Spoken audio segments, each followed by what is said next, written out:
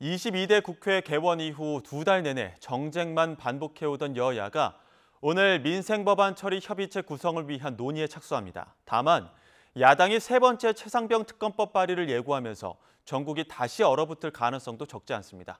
국회 취재기자 연결합니다. 박정현 기자.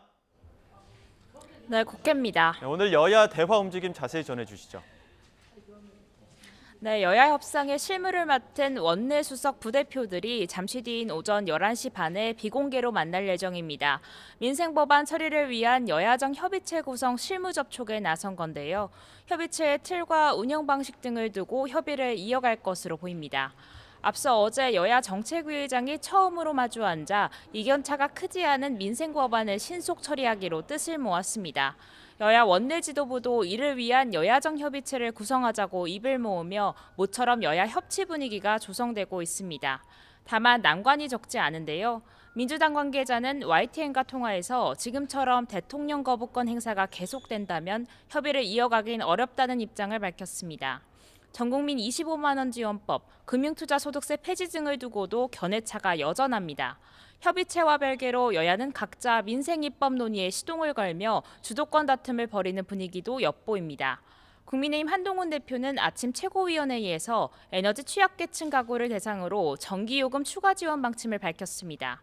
청년 고독사 문제와 반도체 특별법 당론 추진 등을 언급하며 민생 현안을 꺼내들었고요. 민주당도 연금개혁과 국회 기후특위, 인국특위 구성 등을 거론했습니다. 네, 그리고 민주당이 최상병 특검법 재발의를 예고했다는데 또 한 번 전국 뇌관이 될 거란 관측도 적지 않죠?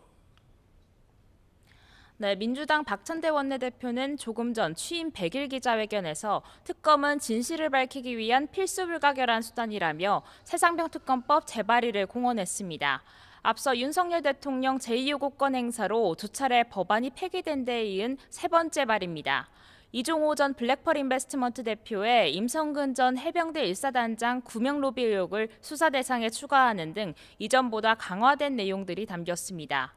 이전 특검법이 사실상 윤 대통령을 정점으로 겨냥했다면 이번엔 김건희 여사까지 수사 대상을 넓힐 여지가 생겼다는 분석도 나옵니다. 다만 민주당 안엔 국민의힘 한동훈 대표가 제안한 제3자 추천 방식의 특검은 포함되지 않았습니다. 민주당은 한 대표를 향해 민주당 안이 마음에 들지 않는다면 자신의 안을 내놓으라고 촉구했습니다. 한 대표는 지난 전당대회 과정에서 이 같은 방안을 제시했지만 대표 취임 뒤 특별한 움직임은 보이고 있지 않습니다. 국민의힘 내에선 특검을 먼저 발의하기보단 민주당 안이 발의되면 검토 뒤 대응하겠다는 기류가 강합니다. 한 대표 역시 어제 기자들과 만나 민주당이 특검이란 제도를 타락시켰다고 비판했을 뿐 별다른 계획을 밝히진 않았습니다. 이보다는 야당의 공세를 탄핵 공작으로 규정하며 태스크포스를 출범하는 등 맞불을 놓는 데 주력하고 있습니다.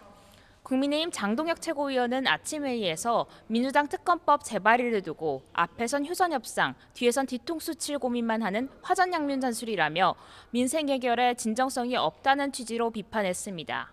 지금까지 국회에서 YTN 박정현입니다.